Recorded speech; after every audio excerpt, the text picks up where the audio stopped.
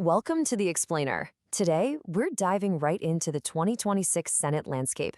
This midterm cycle is rapidly shaping up to be the ultimate referendum on the current administration's sweeping domestic and foreign policies. So, the massive question hanging over all of this is, who will actually control the 120th Congress? To answer that accurately, we really need to look past the partisan noise, step away from the spin, and impartially examine the hard data driving the electorate right now. Let's look at the numbers. Here's our macro to micro roadmap for today. We'll start with the overall 2026 Senate landscape, examine the dual headwinds of war and the economy, look at the redistricting ripple effect, dive into the top-tier Senate battlegrounds, and then wrap up with the record-breaking money war. All right, Part 1, the 2026 Senate landscape, math and momentum. Let's start with the baseline math. Right now, Republicans are defending a 53 to 47 majority that they secured back in 2024.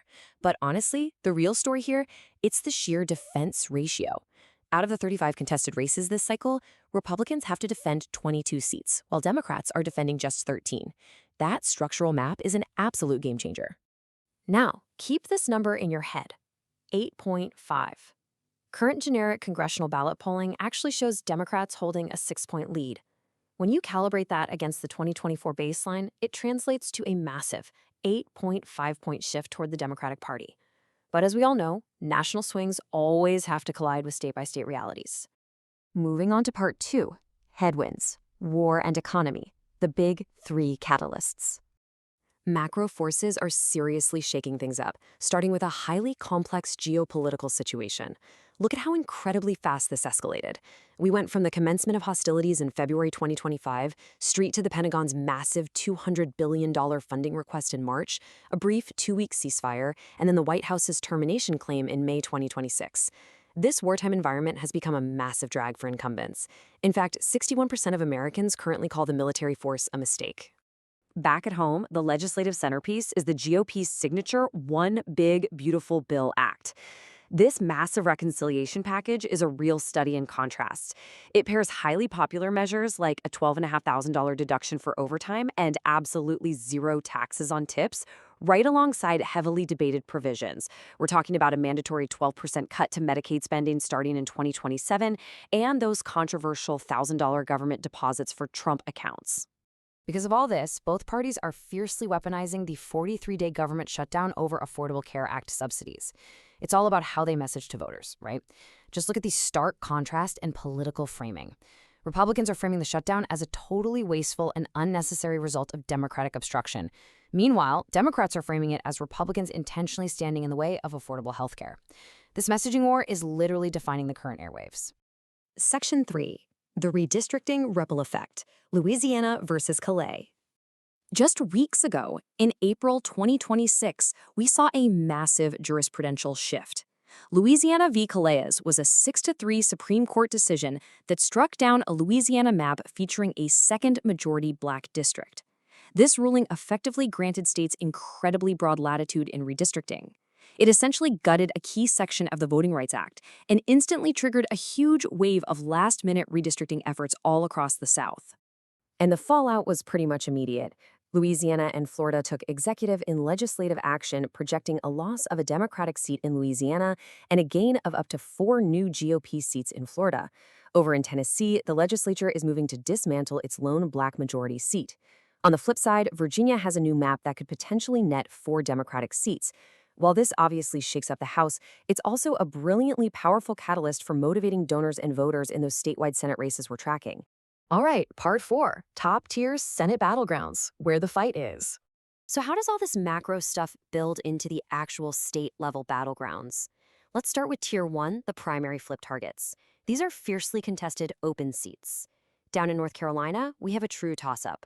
Former Democratic Governor Roy Cooper is facing off against Republican Michael Whatley.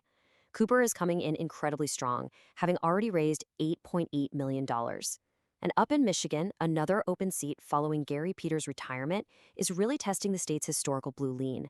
You've got Republican Mike Rogers waiting for the dust to settle in a heavily divided Democratic primary. Next up are the Tier 2 endangered incumbents. Up in Maine, Republican Susan Collins is defending her seat in a state won by Kamala Harris. That's a unique vulnerability, creating a true toss-up where she's facing progressive veteran Graham Plattner.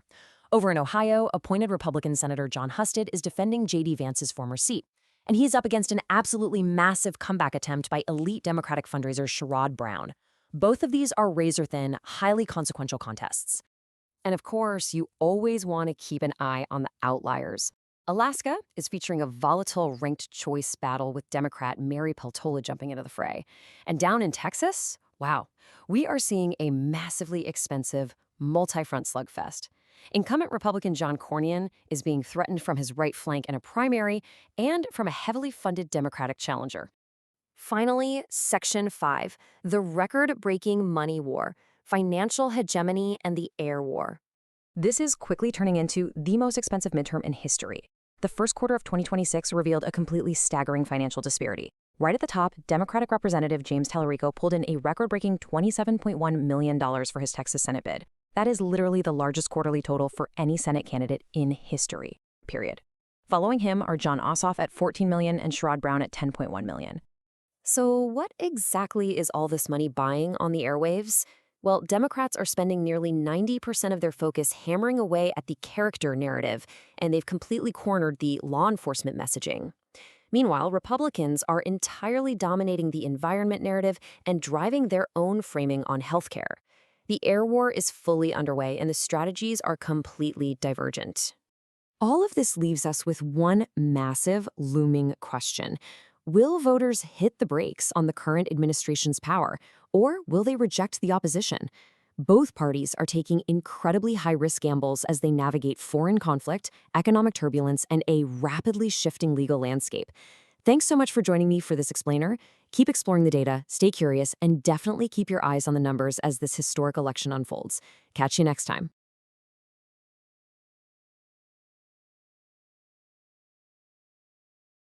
An investment in knowledge pays the best interest, so why not invest in this channel?